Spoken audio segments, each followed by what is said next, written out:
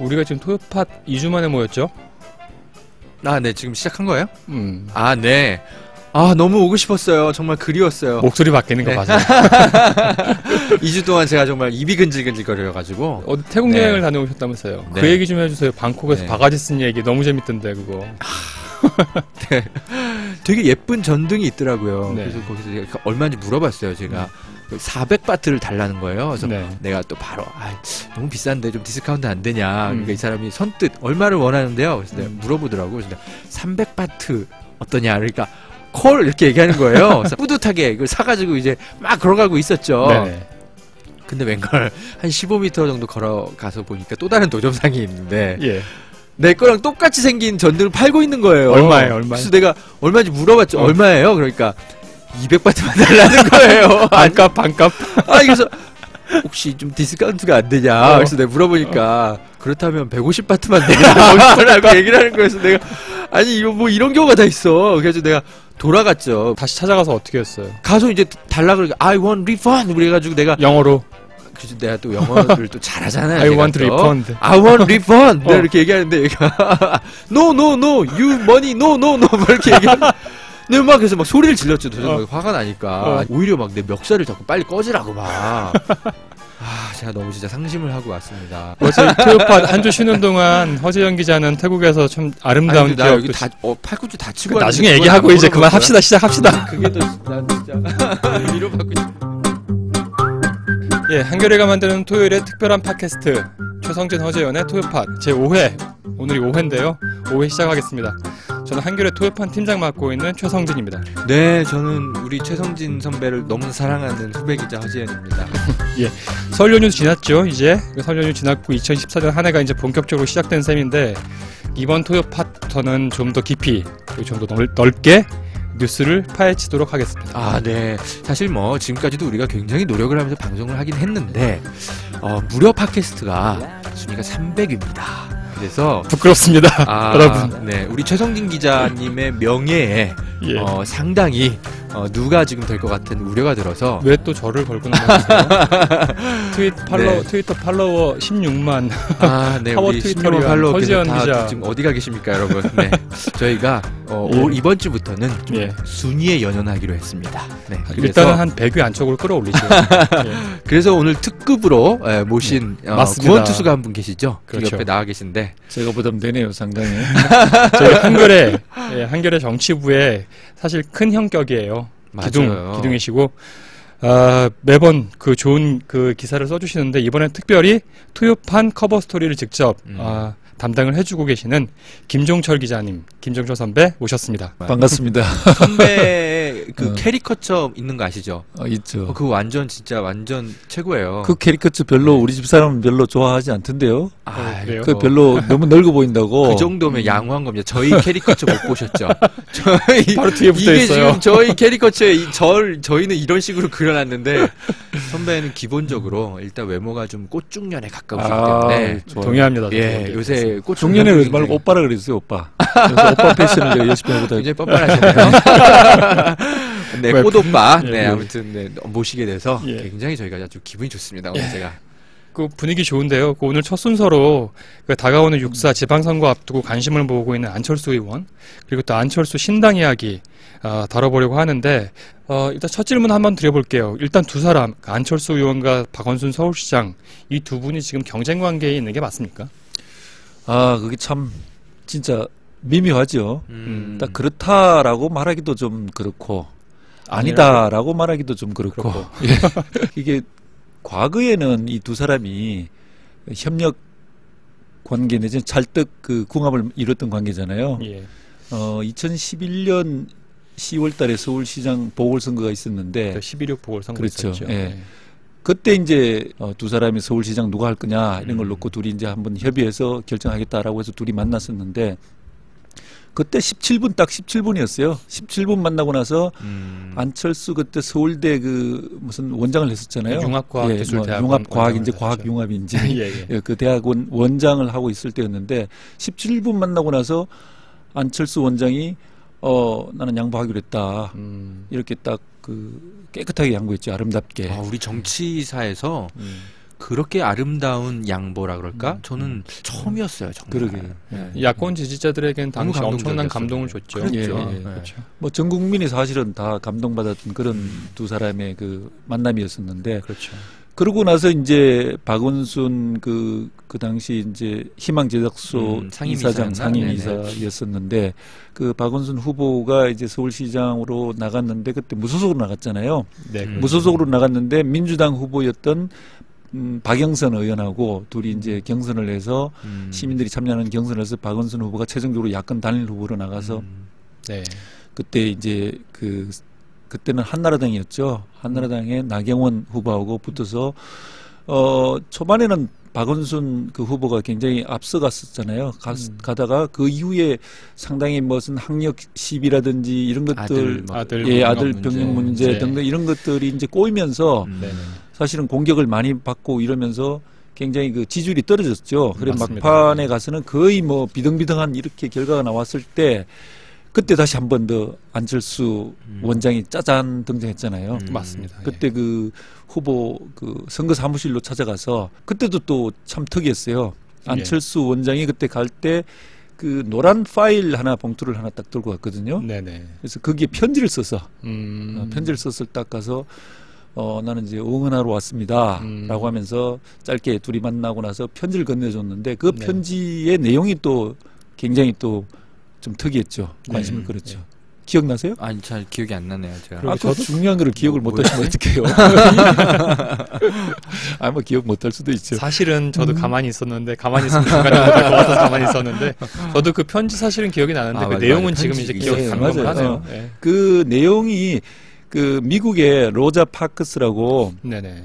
그때 이제 흑인 인권운동 했던 맞아, 미국 남부 저도 도시 이름까지는 모르겠는데 거기서 이제 그 당시에 미국에 뭐 버스를 타든 식당을 가든 흑인석이 있고 백인들이 있는 유색 인종이 앉는 자리, 백인들이 앉는 자리 이렇게 인종차별이 심했잖아요. 네네. 그때 그 민권운동하면서 그 로자 파크스라고 하는 여성이 버스에 탔는데 백인석에 앉았어요. 일부러 앉아갖고 그걸 이제 왜 이런 부당한 차별을 하느냐라고 해서 이제 그거 한글을 몸으로 참여를 통해서 한글을 냈죠. 그래서 그게 이제 흑인 그 차별운동 철폐를 하는데 굉장히 큰 도화선이 됐었는데 그 예를 들면서 이번 서울시장 선거에 유권자 여러분들이 참여해야 된다라고 하면서 이제 사실 투표 권유 운동을 그렇게 했었어요. 그래서 그 내용이라든지 그 방식이라든지 이런 것들이 굉장히 참신했기 때문에 사람들한테 또 한 번에 감동을 주면서 박원순 후보가 그때 우승하는데 안철수 그 원장이 굉장히 제 1등 공신이죠. 사실은 뭐 박원순을 만든 게 안철수 의원이라고 해도 과언이 아니죠. 그렇죠. 그 2011년 11.6 이제 서울시장 보궐선거 때 박원순 당시 상임이사가 희망제작소 상임이사가 서울시장으로 당선하는데 그 안철수 의원의 공이 혁혁했을 만큼 컸을 만큼 두 사람 관계는 아름답게 시작을 했는데요. 그렇죠. 그런데 지금 우리 이제 토요팟에서 경쟁과 협력 사이라는 제목을 붙일 정도로 이 경쟁 관계인가 이걸 여쭤볼 상황이 된 그 과정은 어땠습니까 지금? 지난해 그 4월달에 있었던 서울 노원병 보궐선거 때 그때 이제 본인이 안철수 의원이 무소속으로 나가면서 민주당이라든지 이런 기존에 있는 정당하고는 거리를 뒀죠. 그때 심지어 문재인 그 민주당 의원이 도와주기 위해서 그 노원병에 찾아가려고 그랬다고 그래요. 제안을 했는데 그쪽에서 오지 마세요. 그리고 민주당이 도와주려고 그러면 민주당 사람들 오지 마세요. 이렇게 이제 거부를 했었어요. 그리고 이제 철저하게 이제 본인 혼자 힘으로 무소속으로 이렇게 갔는데 그 무소속으로 갔던 게 결국은 그 이후에 이제 직급에 나타났지만은 새정치추진위원회라고 해서 이제 신당을 만드는 쪽으로 제3의 신당을 만드는 쪽으로 이제 안철수 의원은 독자 세력화로 갔죠. 그렇죠. 그 본인은 신당을 만들고 박원순 서울시장은 민주당이 몸담고 있고. 이제 이게 일단 소속이 다른 거예요. 소속이 다르면서 안철수 의원이 하는 신당의 성격이 사실은 이제 이게 좀 애매한 겁니다. 특히 이제 안철수 의원의 신당은 제3의 정당 즉 새누리당도 민주당도 반대하는 혹은 그걸 극복하는 이런 이제 그 일반적으로 말해서 지난번 대선 때는 범야권에 있었는데 지금은 범야권이 아니라 여권과 야권의 사이에 있는 거죠. 안철수 의원은. 그렇게 사이에 있으면서 이 당을 좀 힘을 키워야 되잖아요. 키우면서 안철수 의원이 이 당 추진을 할 때 이 박원순 제가 취재를 보니까 박원순 서울시장 쪽에다가 당신 우리하고 합류하세요라고 하는 그 요구를 굉장히 많이 했어요. 마쿠에서 많이 했는데 박원순 시장 쪽 입장은 자기가 이미 서울시장의 민주당 당적을 갖고 있는데 여기서 당적을 옮기면은 비록 안철수 의원하고 새정치는 같이 하지만은 그 당적을 옮기는 문제는 또 다르잖아요. 그거는 뭐 당적을 옮기는 순간에 결국 이제 철새 정치인 뭐 이런 식으로 낙인을 지키니까 특히 이제 그 당이 어려우면은 어려울 때 도망가면은 더 나쁜 이미지가 있기 때문에 정치인으로서 그건 좀 쉽지 않은 거거든요. 그렇죠. 송호창 의원은 했잖아요. 그 송호창 의원이 하고 나서 굉장히 그 비판을 많이 받았잖아요. 지금까지도 비판을 받고 있어요. 사실은. 그래서 이제 그런 것 때문에 박원순 시장도 자기 마음이 뭔지 모르겠지만 마음이 설령 거기 가 있다 하더라도 옮길 수가 없는 처지죠. 그렇게 봐야죠. 안철수 신당 쪽으로 옮겨가면 박원순 시장으로서는 사실 오히려 대중적으로도 더 이렇게 지지받을 수 있는 그런 면이 있는데 그래도 의리를 좀 지키려고 노력하시는 편인가 뭐 이런 생각도 좀 드네요. 자기에게 좀 손해가 되더라도 그래도 그 의리라는 게 이제 두 가지죠. 사실은 이게 상반되는 건데 하나는 안철수 의원과의 의리가 있고 그야말로 박원순 시장은 지금도 안철수 의원이 정말 자기가 그 서울시장 되는데 1등 공신이었고 그 빚을 지금도 자기는 잘 기억하고 있다. 갚아야 된다. 이런 이야기를 하거든요. 수시로. 그 의리가 있는 반면에 또 하나는 정치적으로 그 민주당 당원이라든지 민주당에 대한 어떤 부담 이런 것도 있죠. 그래서 자기가 어쨌든 이 당에 들어왔는데 민주당이 지금 마치 인기가 없어서 가는 것처럼 이렇게 될 수가 있잖아요. 서울시장 앞두고. 그러니까 그 부분에서 고민이 될 수밖에 없죠. 얼마 전에 안철수 의원께서 조선일보와 인터뷰를 하셨단 말이죠. 네. 1월이었죠 그때. 거기서 이제 이게 내가 이번에는 좀 양보받을 차례다. 뭐 이렇게 말을 이제 해가지고. 저도 약간은 좀 놀랐었어요. 일파만파 놀랐었어요. 그거는 어떤 이제 맥락의 발언이었다고 하던가요? 처음에 조선일보 보도는 어떻게 나왔는가 하면은 이번에는 양보받을 차례 아닌가. 뭐 내가 양보받을 차례 아닌가 그런 뜻이겠죠. 양보받을 차례 아닌가. 국민이 판단할 것이다. 그렇죠. 정치 도의적으로 이렇게 이제 답변한 걸로 조선일보에 보도가 됐는데 저 그 말은 안철수 의원이 박원순 시장한테 이번에는 뭐 우리가 당신이 나한테 양보해야 된다. 우리 쪽에 이런 이야기로 이제 해석이 되잖아요. 그렇게 양보를 요구한 걸로 바로 직접적으로 해석이 되는데 그 보도가 나가고 난 다음에 안철수 신당 쪽에서는 그게 좀 사실과 좀 어긋나는 부분이 있다. 이렇게 해명을 했어요. 뭐라고 했어요? 금태섭 대변인이 자기의 그 페이스북에 올려서 했는데 거기에 따르면은 그 기자가 이제 그렇게 물었다라는 거예요. 2011년 서울시장 선거, 2012년 대통령 선거는 두 차례 양보했다라고 하니까 그래서 이제 그런 말을 하고 있는 와중에 안철수 의원이 뭐라고 말했는가 하면은 이번에 내가 양보받을 차례 아닌가가 아니라 이번에는 그러면은 양보받을 차례인가요?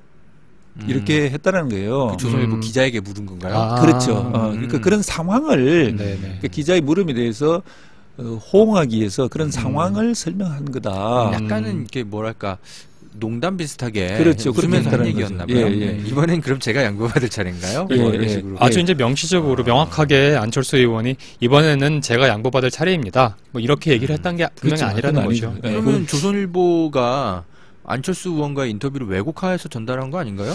글쎄, 그래서 이제 그러면 왜 그 이야기를 공식적으로 그 정정 보도를 요구한다든지 왜 안 하느냐라는 의문이 들잖아요. 뭐 금태섭 대변인은 거기에 대해서 뭐 거기까지 할 성질은 아니고 거기까지 할 성질인 것 같은데 이게 얼마나 엄청난 파장을 일으키지 않았습니까? 근데 저도 당시 조선일보 인터뷰를 받고 지금 또 김종철 기자, 김종철 선배 설명도 들어보니까 그걸 또 아주 이제 조선일보가 의도적으로 왜곡을 했다 이렇게 또 단정하기에도 아주 명쾌하지는 않았는데 문제는 이제 그게 이제 제가 양보받을 차례가 아닌가요 했던 아니면 제가 양보받을 뭐 차례인가요라고 했던 간에 사실은 이제 그 뒤에 말을 보면은 안철수 의원 쪽에서 뭐 국민이 판단할 것이다. 정치 도의적으로 이러니까 사실은 양보받기를 좀 원하는 듯한 뉘앙스가 있는 건 사실이죠. 이른바 안철수 신당에서 이번 서울시장 아무래도 6.4 지방선거 가장 메인이라고 할 만한 거는 서울시장 선거겠죠. 네. 서울시장 선거를 어떻게 준비를 하고 있는지 그 준비 상황을 좀 보면은 그때 발언의 취지가 좀 더 명확히 뒷받침되지 않을까 싶은데 어떻습니까? 안철수 신당 쪽에서 박원순 서울시장을 현재 재선을 노리는 박원순 서울시장을 밀어주는 쪽으로 선택이 하나 있을 수 있을 것이고 뭐 일설에는 뭐 안철수 의원이 직접 나온다는 설도 있었는데 그렇죠. 그거는 뭐 가능성이 어떤지는 모르겠습니다만 어떤 식으로든 안철수 신당에서 독자 후보를 낼 가능성과 어느 쪽이 더 높습니까? 뭐 일단 안철수 의원이 직접 나올지 여부 그거는 좀 일단 뒤로 미루고요. 네네. 그동안에 안철수 의원 쪽에서 그 신당 쪽에서 네. 새로운 사람을 찾아왔 자기들 독자 후보죠. 후보를 찾아왔던 거는 뭐 이미 드러난 사실이죠. 그렇죠. 지난번에 장하성 교수. 교수한테 안철수 의원이 만나서 몇 차례 서울시장 나가 달라라고 요구를 했고 거기에 대해서 장하성 의원은 나는 생각이 없다라고 거절했다는 부분들이 이제 확인이 됐잖아요. 네네. 그리고 뭐 이미 그 아니고도 그 장하성 교수 말고도 다른 사람을 찾고 있는 걸로 이렇게 이야기하고 있고 또 이번 취재하면서 뭐 그 김성식 그 공동위원장을 네. 제가 만나봤더니만 후보를 내는 안철수 건 쪽 후보를 내는 건 당연한 거 아니냐. 어. 뭐 어쨌든 후보야 지금 안철수 의원이 직접 찾고 있는데 누군지는 모르지만 하여튼 찾고 있다. 낼 거다라고 서울시장 그러거든요. 선거예요. 그렇죠. 예, 예. 그래서 후보를 내겠다라는 게 그쪽에 지금 명확한 아직까지는 방침이고. 그렇군요. 그렇죠. 네. 안철수 신당 쪽에 조금 이렇게 그 국민들의 지지도가 좀 있잖아요. 네. 민주당보다 더 높게 나오는데 이상하게 거기에 이제 영입되는 인물들을 보면 뭔가 그렇게 썩 그렇게 신선해 보인다거나 아니면 되게 지지를 굉장히 많이 받을 것 같은 사람이라든가 사실 눈에 안 띄거든요. 네, 이런 건 좀 내부에 고민이 좀 있을 것 같은데 좀 어때 보이시던가요? 그 이른바 이제 그런 거죠. 네. 안철수 신당의 인물란 그 원인은 무엇인지 그런 거예요. 그렇죠. 거기만 들어가면은 뭐 표를 뭐 엄청 받을 것 같은 국민적 분위기인데 왜 안 들어가려는 거지? 민주당이 그게 막 안철수 신당 쪽의 고민이죠. 가장 큰 네. 고민. 네네. 사실은 이 신당도 지방선거 전에 할지 말지도 굉장히 좀 모호했었잖아요. 네. 한다는 건지 안 하겠다는 건지 그랬었는데 이제 윤여준 전 의원이 그 가담하면서 신당은 한다라고 해서 신당하는 걸로 또 확정돼서 나가는데 그렇게 이제 할지 말지 고민했던 것도 사실은 인물이 없어서 그랬던 거예요. 뭐 정당이라는 게 새정치 좋은 모토를 내걸었지만은 네네. 그걸 채우는 내용은 결국 사람이잖아요. 그렇죠. 사람을 세 사람을 갖다 놓고 국민들이 볼 때 저 사람들 훌륭하다. 저 사람이면 새정치 되겠다라는 사람이 있어야 되는데 거기에 지금 안철수 의원 빼놓고 딱히 국민들이 볼 때 훌륭하다 이런 사람들이 별로 두 눈에 손안에 띄지 않아요. 예, 네. 드는 사람이 없잖아요. 예. 두 손가락에도 안 드는 안철수 상황이잖아요. 의원님께서 시장도 하고 도지사도 하고 국회의원도 하고 대통령도 하고 그러면 안 되나요? 국민은 그냥 안철수 무시해 주시고요. 이 질문은. 뭐 무시하지 말라고 해도 무시하고 있습니다. 아니 제가 사실 제가 뼈 있는 농담을 던진 겁니다. 제가 이걸 못 그렇습니까? 알아들으시다니 여러분. 네. 근데 왜 그러면은 사람들이 거기에 가지 않을까? 네. 왜 안 가려고? 안철수 의원이 여러 사람들을 많이 만났어요. 네. 이른바 그동안 언론에 알려진 것만 해도 유기내라고 네네. 민주당과 새누리당에 속했던 혹은 속하고 있는 네네. 그 전직 의원들이 있어요. 네. 김부겸, 네. 정태근, 네. 김성식, 홍정욱, 그다음에 김영춘 김영춘 의원 이런 사람들인데 그 6명이 모여서 6명 다 맞나요? 한 명 빠졌습니다. 5명이었습니다. 지금 한 명씩 세고 있었거든요. 누군가 한 명 있을 겁니다. 원희룡 이 의원 방송을 아니에요? 듣고 예. 굉장히 섭섭해할 원희룡. 건데. 원희룡은 의원 아니에요. 아, 그게 예. 아닌데 하여튼 하여튼, 생각나면 제가 네. 말씀드릴 테니까 예. 그 6 사람들을 이렇게 영입하려고 굉장히 애를 썼어요. 그 사람들이 다 좀 개혁적이고 중도 합리적인 이런 성향의 사람들이거든요. 그렇죠. 그랬는데 그 사람들이 김성식 의원 빼고는 아무도 안 갔잖아요. 김부겸 그렇죠. 의원은 민주당으로 출마했다고 예, 예. 밝혔죠? 밝혔고요. 네네. 이제 그 사람들이 그럼 왜 안 가려고 그랬냐 이런 것들이 이유가 있을 거 아니에요. 그렇죠. 이유가 제가 볼 때는 그런 네. 것 같아요. 우선은 그 사람들 저도 이제 이번에 쭉 만났는데 그 사람들이 제기하는 그 의문이 이런 거예요. 네. 네. 이게 지금 안철수 의원이 새정치 신당을 만드는데 네. 이게 결국은 안철수 정당 되는 거 아니냐. 그렇죠. 제가 네. 아까 그 던진 뼈 있는 그러게요. 농담이 바로 그겁니다. 어. 안철수밖에 안 보이는 안철수 거예요. 그렇죠. 안철수밖에. 바로 안철수 네. 의원 혼자 네. 있는 정당이 되면은 네. 안철수 정당이 되면은 이렇게 가봐야 나중에 안철수 의원이 떠나면은 이것도 끝 아니냐. 그러니까 말이죠. 이러니까 새로운 사람이 많이 오도록 만들어야 된다. 그러려 그러면 안철수 의원이 뒤로 좀 빠져 있어야 된다. 아, 그런 분위기가 있습니까? 아, 그럼 요구를 했다 그래요. 아. 그러니까 뒤로 빠져 계세요, 당신은. 그럼 빠지려 그러면 그냥 나 뒤로 가만히 있을게. 이건 아니잖아요. 예. 그러니까 저 대선 출마를 2017년에 하지 마세요. 안철수 의원한테 이런 요구를 했다 그래요. 아, 그렇습니까? 처음 듣죠. 네. 토요팟을 통해서 처음 지금 말씀하시는 건데요. 그래요. 네. 그파 정말 들을만합니다. 그렇게 네. 대선 출마를 출마하지 말 것을 선언하시면은 예를 들자면은 원희룡 네네. 고민 많이 했잖아요. 원희룡 의원도 그렇죠. 뭐 오느니 마느니 가느니 마느니 네. 고민을 많이 했고 또 하나는 또 손학규 의원도 사실은 민주당에서 별 이제 어떻게 보면 입지가 없기 때문에 손학규 의원 뭐 이런 사람들을 비롯해서 뭐 그 사람들이 올지 안 올지 그건 모르지만은 예. 근데 그런 여러 가지 후보군들 좋은 사람들 뭐 좋은 거는 또 기준이 다르겠습니다만 어쨌든 이름난 이런 사람들이 많이 올 것이다. 예. 그러면 그 6인에도 뭐 들어갈 수 있는 명분이 된다.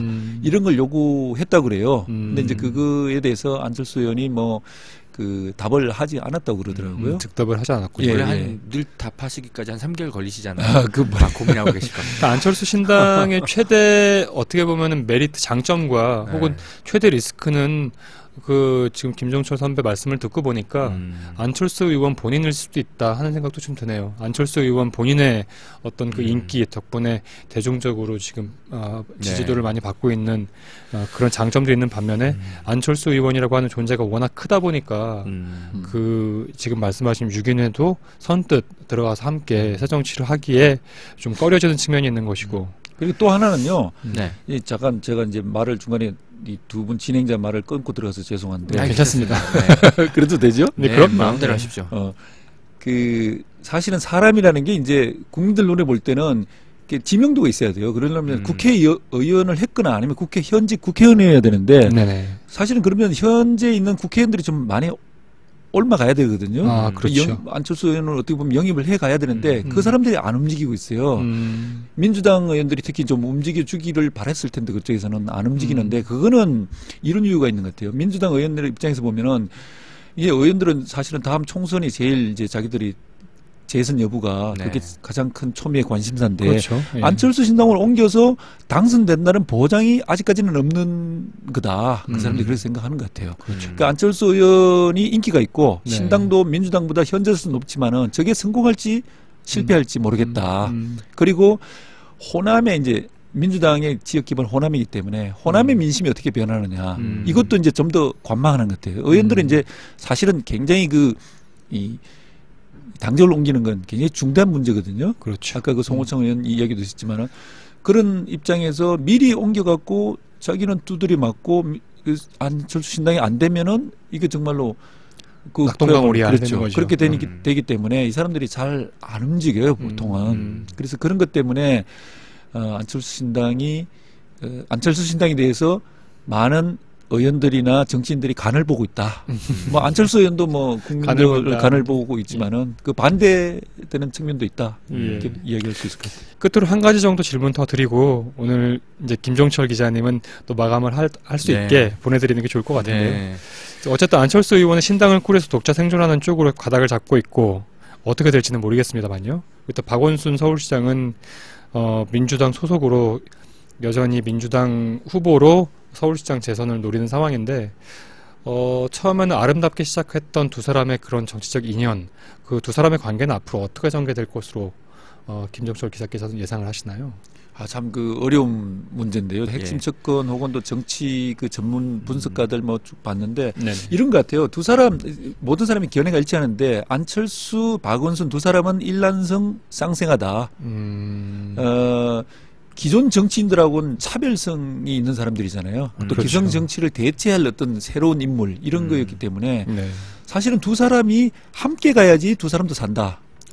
두 사람이 따로 떨어지면은 둘 다 서로 데미지를 입고 피해자가 될 거다라는 이야기를 해요. 무슨 이야기인가 하면은 만약에 이번 그 지방선거에서 그 박원순 시장도 그렇고 예컨대 쉽게 이야기하면 박원순 시장이 이제 서울시장 출마를 하잖아요. 하는데 안철수 신당에서 후보를 내면은 3자 구도가 되지 않습니까? 그렇죠. 3자 구도가 되면은 후보까지 현재로 보면은 3자 구도로 가면은 글쎄 현재로서는 뭐 거의 질 것이 왜냐하면 서울시장 선거는 굉장히 그 격차가 박빙이잖아요. 예, 박빙이잖아요. 네. 작잖아요. 네, 그렇죠. 그럴 경우에 한 3% 5%만 다른 후보가 갖고 가면은 안 되는 거죠. 역대 선거가 맨날 다 그랬고 서울시장은 그런 상황에서 그러면은 안철수 신당 쪽에서 후보를 내서 그렇게 갉아먹어서 박원순 시장이 떨어지면은 박원순 시장도 뭐 앞으로 상당히 이제 어떻게 보면은 차기 대선주에서 멀어지지만은 네네.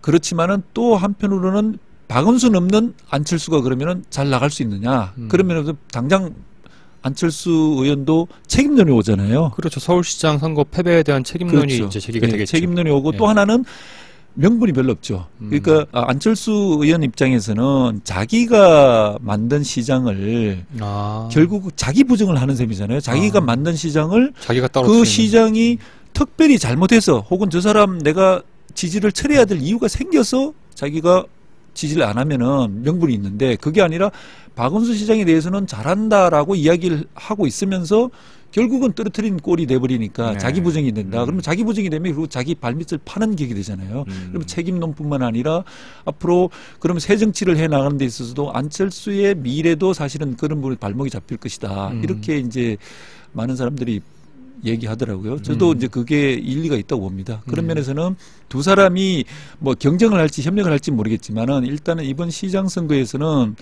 두 사람이 살 길은 어떻게 보면은 어떤 방식이 될지 몰라도 협력하는 방식이 두 사람 다 도움이 되지 않겠느냐 이런 생각이 연대의 듭니다. 방식은 예. 어떤 것이 될지 모르겠으나 그렇죠. 연대가 뭐 한 계속 사람 이렇게 쪽 각을 안철수 세워서는- 신당 쪽에서 후보를 내지 않는 것이든 아니면 그렇죠. 후보를 낸 다음에 단일화를 하는 것이든 어떤 식으로든 손을 잡아야 그렇죠. 두 사람이 모두 산다는 말씀이시죠. 그래서 저는 개인적으로 보면은 지금은 안철수 신당 쪽에서 후보를 내겠다고 낼 수밖에 없다라고 이야기하지만은 네네.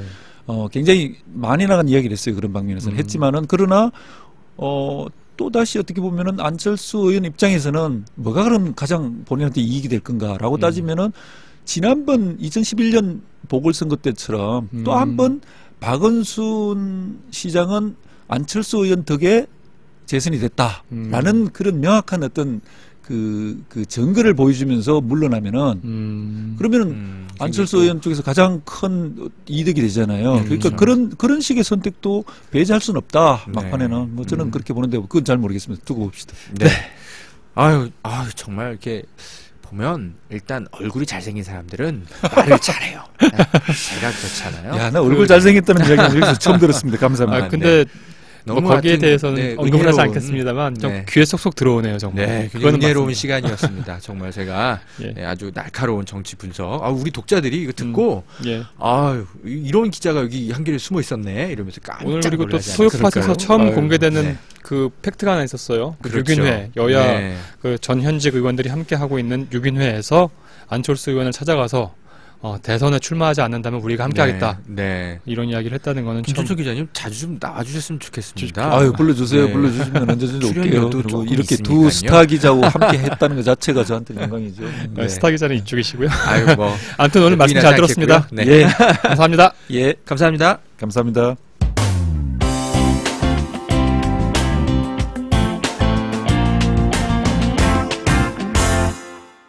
2부 마지막 순서로 이번 제목은 전당포를 가다입니다. 전당포를 가다. 전당포. 전당포. 사실 전당포가 전 요즘도 있는지 잘 모르겠는데 회사 근처에도 있어요. 그렇습니까? 네. 하여튼 이거 정말 정말 한번 가보고 싶었어요. 근데 이거 이번에도 우리 토요판에서 늘 발로 뛰는 우리 기자님이 또 다녀오셨죠? 네, 지금 여기 토요팟의 와 있는데. 단골. 그 전당포에서 문전박대를 좀 많이 당하고 네, 마이크를 가깝게 대래. 네. 제대로 나오고 있죠? 예. 처음 하는 사람처럼 왜 그러세요? 단골이면서.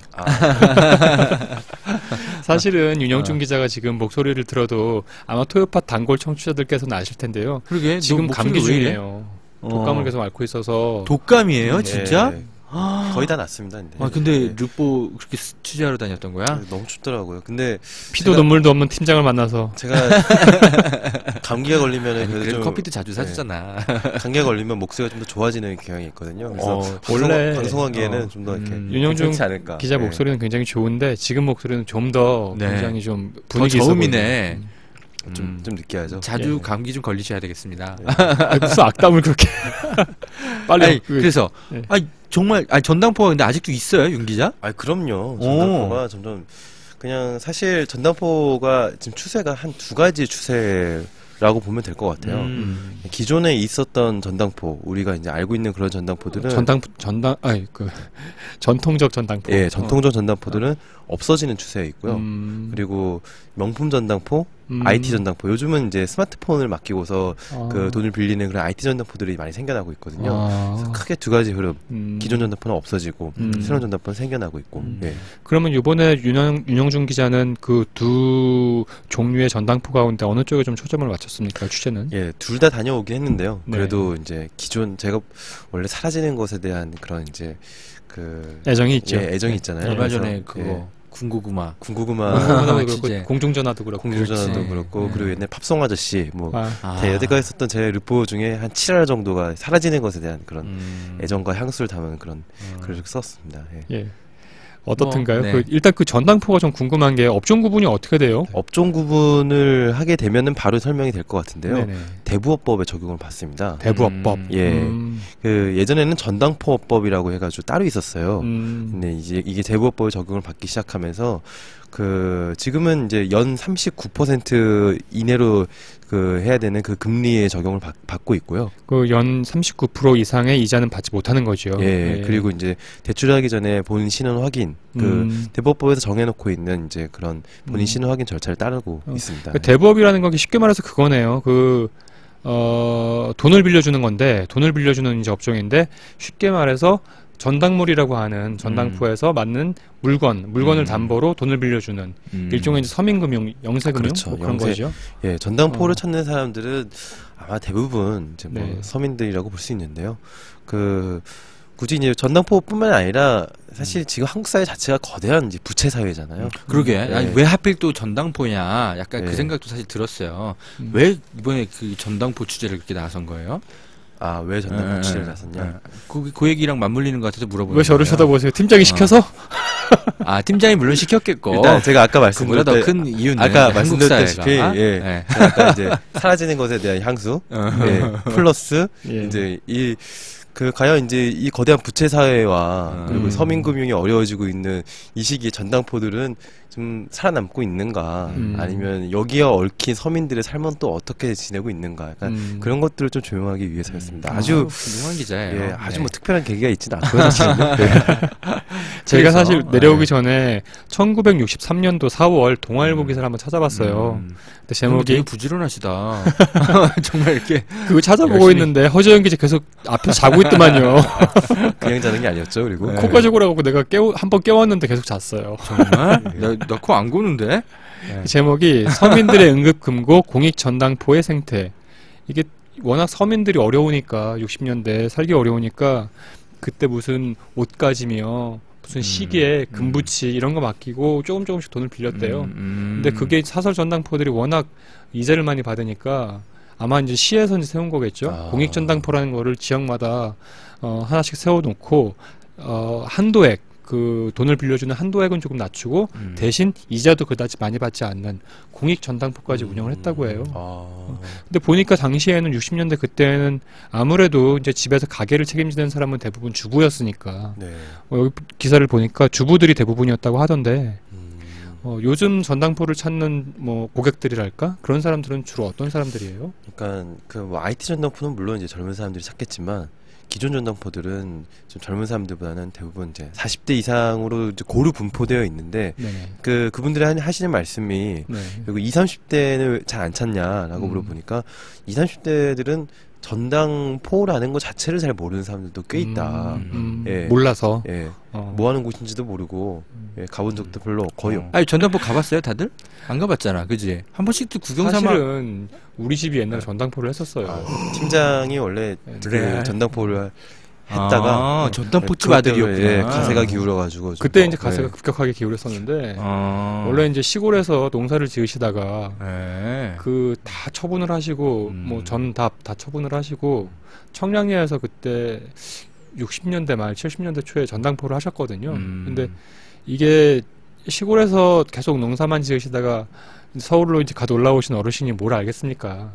그래서 대부분 가짜 시계, 가짜 금 가짜 기금속 이런 걸 많이 맡으셨고 전당포가 어떻게 망할 수 있나 내가 궁금했는데 그거를 이제 그런 것 맡겨놓고 돈을 빌려가면은 당연히 안 찾아가죠. 돈을 빌려가서 안 갚는 거죠. 근데 그렇게 이제 계속 자금 회수가 잘 안 돼갖고 결국에는 그 사업을 접으셨다고 하던데. 우리 정수장학회 특종을 하신 분의 그 그치. 집안 사정을 네. 또 이렇게 알게 되는 그냥 전당포지 하나 하지 않았더라면은 정수장 예. 특종도 없었습니다. 맞습니다. 요즘은 어때요? 그 전당물이라고 하죠. 담보물을 맡기고 안 찾아가는 분들도 많이 있습니까? 예, 안 찾아가는 분들도 이제 뭐 꽤 있다고는 해요. 근데 뭐 아주 많은 편은 아니고요. 예. 네네. 그 전당포마다 이제 많이 이제 다른데요. 네네. 뭐 어떤 곳은 한 10% 정도는 안 찾아간다고도 하기도 하고. 음. 예. 제가 이제 취재를 한 곳은 한 달에 한 15명 정도가 이제 밖에 안 찾아온다고 그러더라고요. 요즘에? 근데 이제 제가 이제 그 취재에 대한 설명을 좀 이제부터 하게 되는 것 같은데.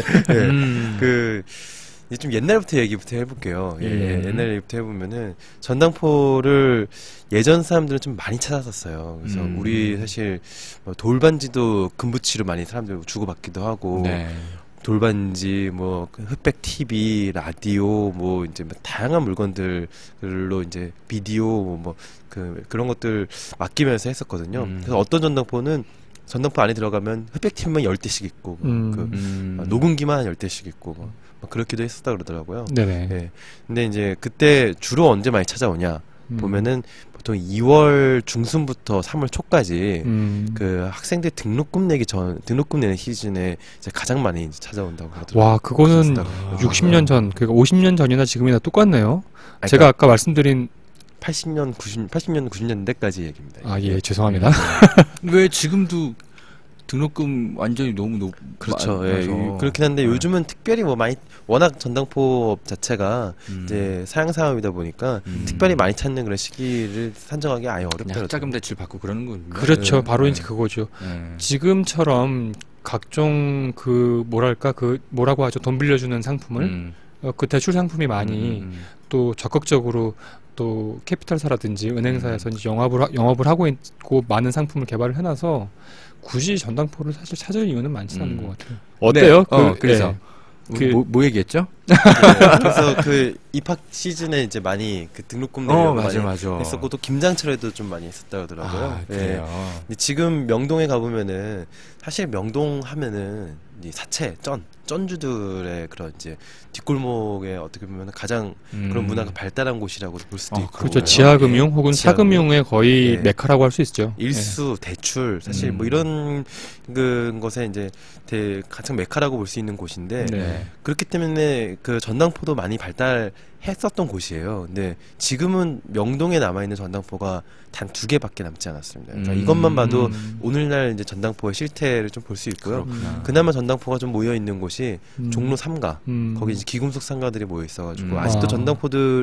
전당포가 이제 전통적 전당포가 받는 물건이라는 게 음. 이제 예전처럼 뭐 흑백 TV를 받고 TV를 받거나 비디오를 받거나 그러지 않잖아요. 그렇죠. 예. 그렇겠죠. 그러다 예. 보니까 주로 이제 기금속 아니면 시계도 그렇게 많이 안 받는다 그러더라고요.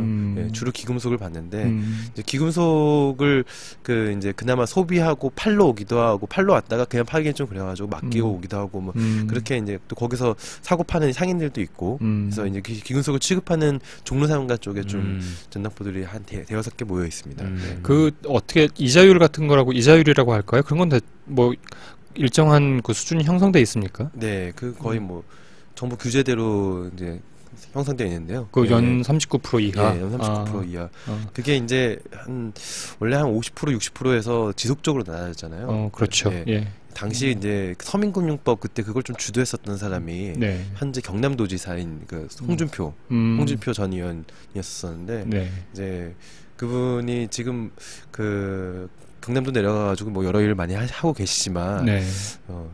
이제 그분들은 경남도 내려간 걸 좀 좋아하신 것 같은 그런 느낌도 약간 들더라고요. 그래서, 홍준표 도지사 얘기를 왜 해요?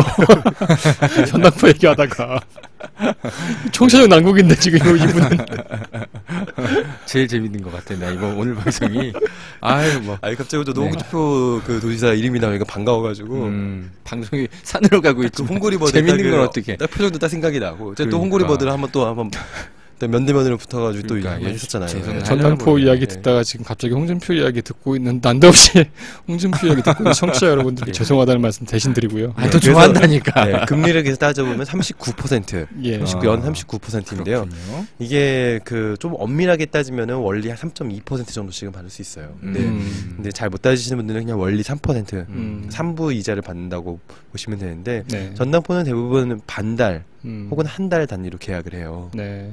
계약은 이제 뭐 자유롭게 한두 달, 세 달씩 할 텐데 단위가 반달 혹은 한 달입니다. 그 대출 계약을 한다는 돈을 거죠. 예. 그 못 갚으면 내 물건은 전당포가 그렇죠. 갖는 계약서 거예요? 다 써 있습니다. 어느 기간 내로 그 상환하지 않을 경우에 무섭다. 그렇기 때문에 전당포 아주 좀 합리적인 그런 그 이제 대부금융이라고 볼 수 있죠. 어떻게 보면. 근데 그런 분들 전당포를 하시는 분들 입장에서는 아까 이제 윤영준 기자께서 말씀하신 내용을 들어보면 한 달에 한 15명 정도의 손님 이 정도밖에 안 찾아온다고 하는데 굳이 전당포를 계속 하시는 이유는 뭐예요? 진짜? 그 이미 맡긴 물건을 어떻게 처분하기가 좀 힘들 경우도 좀 있고. 아. 예. 그리고 맡아놓고 있는데 누군가 안 찾아가고 있는 물건을 그런 어떻게 거, 처분할 수 예, 없으니까. 그런 경우도 있고요. 그리고 대부분 전당포를 지금 하시는 분들은 예. 최소 10년 이상씩 하신 분들이세요. 30년, 40년 하시던 분들도 있고요. 네. 그렇기 때문에 나이도 고령이세요. 60대 이상, 70대 뭐 이러시기 때문에 지금 상황에서 새로운 뭐 직장이나 새로운 일을 좀 찾기보다는 그냥 기존에 하던 거 이게 버틸 수 있는 데까지 한 버텨보자. 약간 그런 마인드로 좀 일을 하시더라고요. 네. 근데 그런 분들이 계속 나이를 드시고 또 혹은 또 이제 이제 자연적으로 돌아가시고 하게 되면은 전당포도 차츰차츰 지금보다 더 사라질 수도 있겠네요. 예, 제가 사실 공덕동에 있는 전당포의 문을 두드려서 네. 한겨레신문 기자한테 취재 좀 하러 왔습니다. 딱 이렇게 네. 얘기하자마자 네. 내일 모레 문 닫을 거니까 나가세요. 그러더라고요. 아, 예. 쓸쓸하네요. 예, 그러니까 그래서 좀 까칠하시긴 했는데 네. 실제로 이 전당포의 오늘을 좀 반영하는 그런 모습이 아닐까. 음. 다른 명동에 가서나 뭐 종로에 가서나도 사실 비슷한 반응들이 많이 나왔습니다. 그래서 날도 추운데 감기 속에 감기까지 걸려 있는 윤영준 기자가 이번 한 주도 참 수고가 많으셨는데요. 그 사라지는 것들에 대한 향수와 또 애정과 많은 관심을 갖고 있는 우리 윤영준 기자의 전당포를 가다 제목의 르포 토요판을 통해서도 많이 또 읽어주셨으면 좋겠습니다. 네. 마무리할까요 오늘? 네네네. 예. 윤 기자 너무 고생하셨고. 감기 빨리 나으시고요. 네. 네. 뭐 아까 서두에도 말씀드렸지만, 네. 네, 우리의 팟캐스트 순위가 네. 조금 더 예. 좀 순위에 연연할 필요가 있을 것 같습니다. 시작은 심히 창대했으나 네. 2부에 와서 계속 3,000%로 빠지고 청취자분들께서 좀 귀엽게 봐주셨으면 좋겠습니다. 네, 모쪼록. 열심히 좀 홍보 좀 해주십사 좀 예. 부탁을 좀 드리고요. 그리고 또 예전에 한번 하려다 말았는데 한겨레 구독도 좀 저희 팟캐스트 들으시는 분들은 한겨레 신문 구독도 좀 많이 해주십시오. 네. 그거 저희가 본격적으로 언젠가 한번 프로모션을 시작하죠. 네. 1566에 9595로 전화하시면 네 한겨레 구독 진짜 언제든지 편하게 하실 수 있으니까요. 토요팟 듣고 전화했어요 이러면은 아마 이렇게 상담원이 더욱더 친절하실 겁니다. 예. 마무리하겠습니다. 그 소치 올림픽 이제 개막했죠. 그 이번 동계 올림픽이 지나면 정치권은 이제 6.4 지방선거 체제로 본격 전환될 것으로 보이는데요. 이번 지방선거에서는 아무래도 새롭게 등장하게 될 안철수 신당의 영향력이 얼마나 될지, 그리고 또 박근혜 정권 심판론은 어디까지 작동하게 될지 관심사로 꼽힐만 한데요. 이번 주 토요팟 그리고 토요판에서는 안철수 의원과 박원순 서울시장의 오랜 협력 혹은 경쟁 관계에 초점을 맞춰봤고, 또 윤영준 기자가 나와서 아픈 가운데 아픈 몸을 이끌고 전당포의 어제와 오늘을 한번 짚어봤습니다. 최승 기자 이렇게 말을 잘해요. 마치 이렇게 원고를 준비한 것처럼. 이야, 그러게 하다 보니까 입에 착착 달라붙네요. 예. 저희는 이번 주부터 한번 열심히 해보겠다고 다짐을 하고 시작을 했는데요. 다음 주에 더 좋은 토요팟으로 다시 돌아오겠습니다. 감사합니다. 감사합니다. 감사합니다.